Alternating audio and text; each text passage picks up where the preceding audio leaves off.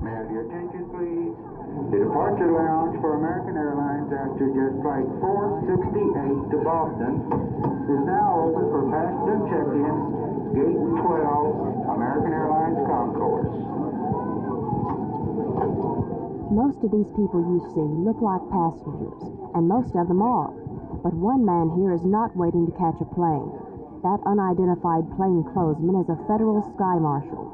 He's here at Love Field to watch for an unknown threat, the potential hijacker. The Federal Aviation Administration has grounded a lot of sky marshals, part of a new plan to stop hijackers at the boarding gate rather than in the air. This week, the FAA gave an emergency order to U.S. airlines. You have until Saturday to implement an effective passenger screening system to stop hijackings. Jim Ragsdale, Chief of Air Security at Dallas Love Field, explained that order. Many of the air carriers have been cooperating with us on a voluntary basis for many months. This is only moving from a voluntary program to one of mandatory compliance, so to speak. It is very unfortunate that the month of January has been very plagued with the problem, but we feel that the systems, when properly implemented and carried out by all interested parties, will be effective as a deterrent to lessen the threat of skyjacking. Airlines can use a combination of anti-hijacking methods, including metal detectors, behavior profiles, body searches, and ID checks. Actually, there's two types of magnetometers, and the one that is in use primarily is a passive magnetometer, which sets up two magnetic fields in this method, and as metal passes between, it cuts the magnetic field, which gives an indication on a dial or gauge or bell or what have you. The behavior profile system was developed by the FAA task force during 1969 and 70 based upon a study of past histories of past skyjackers. So it's really a modus operandi that most skyjackers have fallen into a particular pattern.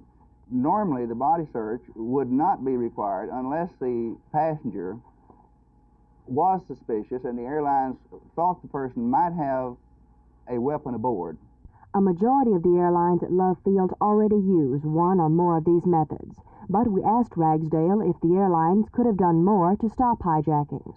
It's a matter of voluntary compliance, and of course, possibly not, that due to haste and rush and passenger relations, that possibly that they haven't done as much as they could have done possibly, but they have these considerations and they must consider them in order to stay in business, and we recognize this. There is no foolproof defense against hijackers. The use of metal detectors, personality profiles, and sky marshals has stopped some hijackers, but not all.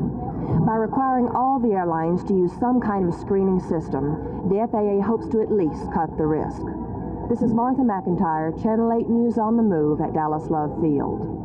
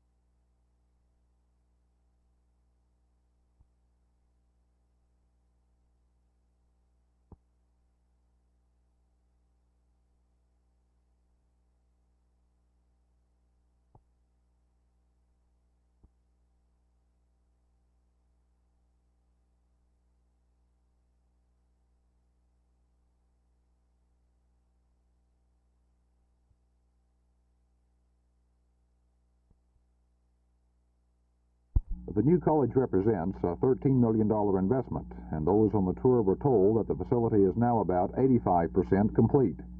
The campus is located on a 259-acre tract on Abrams Road just north of the LBJ freeway. The facility is built around two small man-made lakes which are beginning to fill with water. When the college opens, this will be the focal point of the campus, and the school already has adopted the idea of lakeside learning as its theme. About 4,000 students are expected here in the first class, many of them from the North Dallas area the college primarily is designed to serve. And according to officials, the atmosphere of the new campus will help provide the proper educational environment. We feel that the design of the college is important because the success of a student in college is related to the environment in which he's learning, and we feel that the architects here have achieved an outstanding, attractive learning environment for our students. When Richland College opens this fall, it will be the fourth of a proposed 7-college system, a system which already is the largest of its kind in the state of Texas. Jack Hill, Channel 8 News on the Move.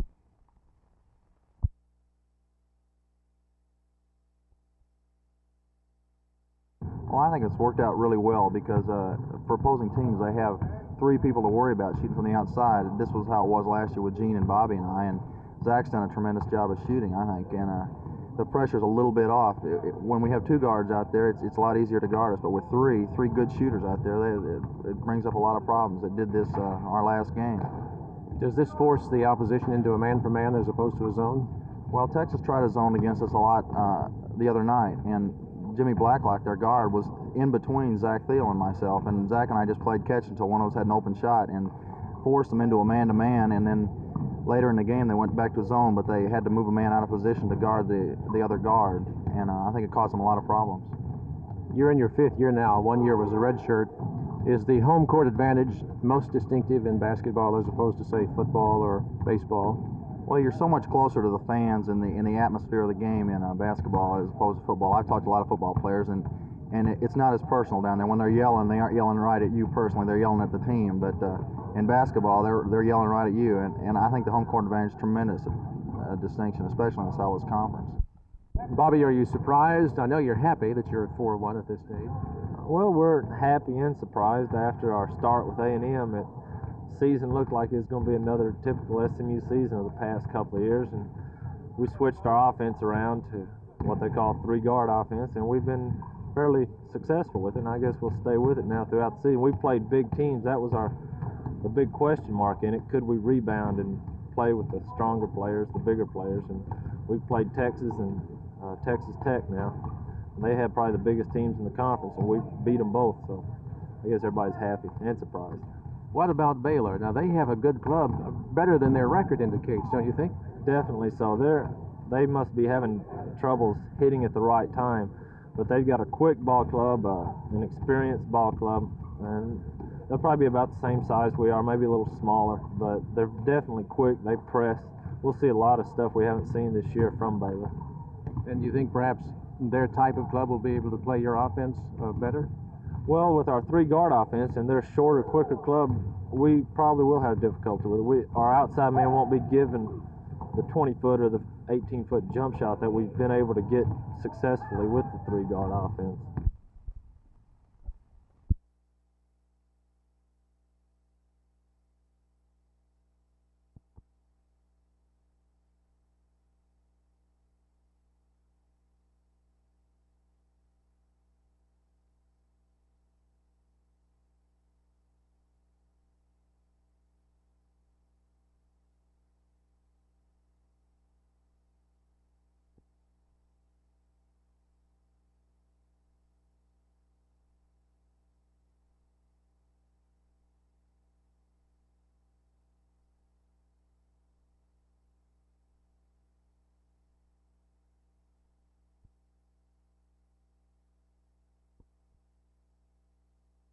And it's not in my case. I've always been for equal rights, and I'm proud of the many school systems in Texas who've integrated peacefully and have done so in a tremendous manner. But and you're right, there are a lot of people who are essentially an extension of their racial views. I don't have these racial views. I never have. I fought side by side with many Negro Marines in Vietnam, and I consider many of them my friends. And I've never been prejudiced, and I'm not now. And I by the way, I've talked with lots of Negro parents who feel the same way. They don't want their kids being bused 20 or 30 miles away either.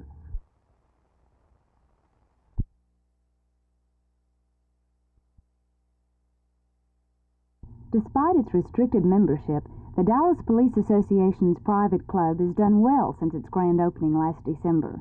1,500 of Dallas's finest have seen the advantages of having a quiet drink in a nice place without worrying about getting involved in a barroom brawl.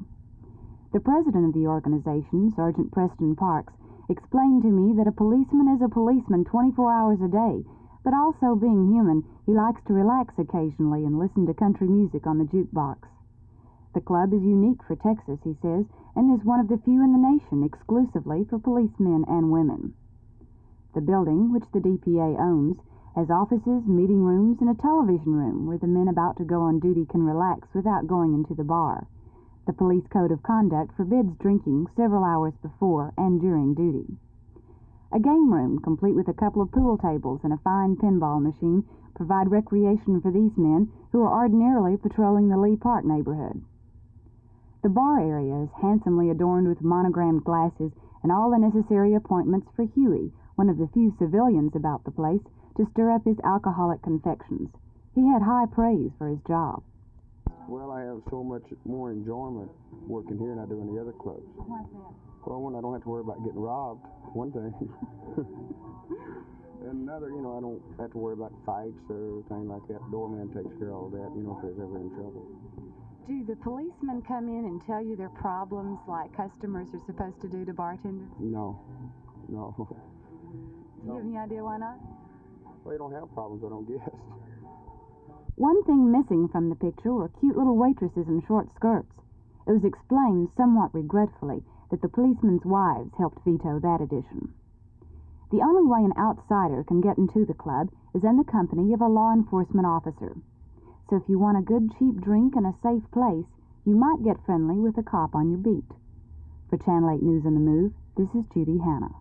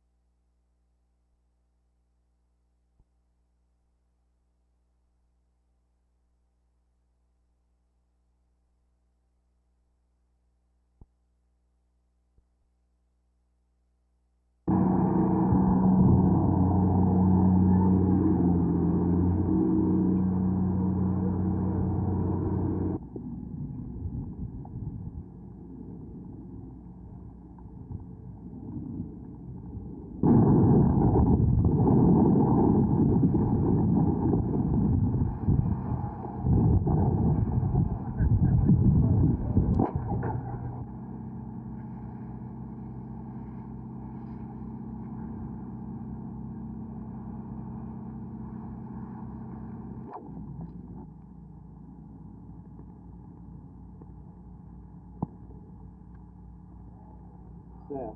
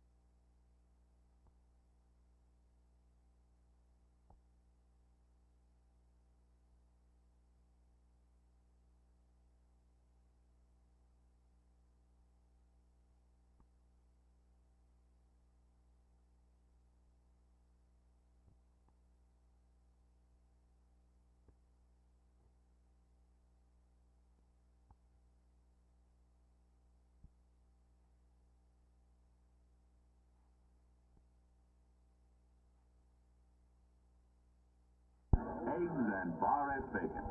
Get a taste of the current sports at 6 on Channel.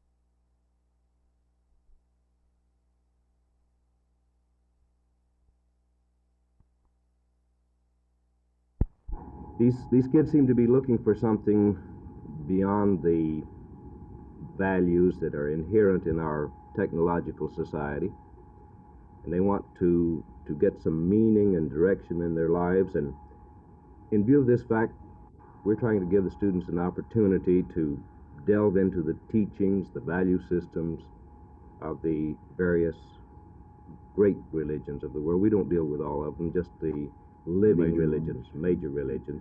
In your classroom, do you find that you have, perhaps aside from the kids you'd expect in a Bible course, there are those who are going to be ministers or this sort of thing? Do you find that sometimes you have other people in this class that? Yes, occasionally.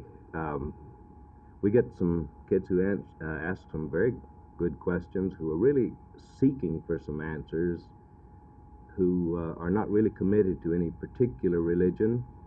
Some of them have done a great deal of studying on their own, have read Buddhism, for example. That's one of the more popular ones. Do you find that perhaps this interest in Buddhism, which we have in this class, and a lot of young Americans today, might be in some sense related directly to this rejection of desire? There's been a lot of conversation starting back with the SDS and coming forward of America has gone too far materialistically, that entire thought process. How do they connect in your mind? Well, to some extent, I think there's a relationship, and yet we have to remember that Buddhism really is total renunciation. This is one of the basic tenets of Buddhism. renunciation of all desire. And I think that many of the young people are not prepared to go that far. I think that they want to renounce these values, these material values, as the master of their lives. That is, there are other values beyond these that they're looking for. Well, is what you're really saying, perhaps, then, that they couldn't cut it? That it might be kind of hard to be an American and a Buddhist at the same time? I think so. To be totally a Buddhist, I think they'd have a lot of difficulty. This is, after all, basically a Christian community. What's the possibility that you may get some backlash from the local churches or something because you are making available information to various other religions than Christianity? No, I don't think there'll be anything, or I haven't heard anything at all. As a matter of fact, I think most of the churches around are quite interested in learning about other religions.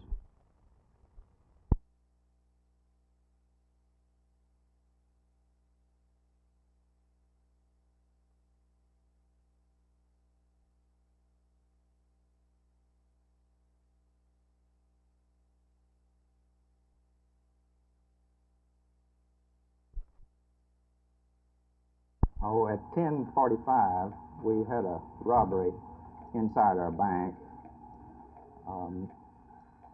Miss Sammy Lyon was teller, and it was apparently a lone bandit. He brandished a pistol, and he made off with about $3,300.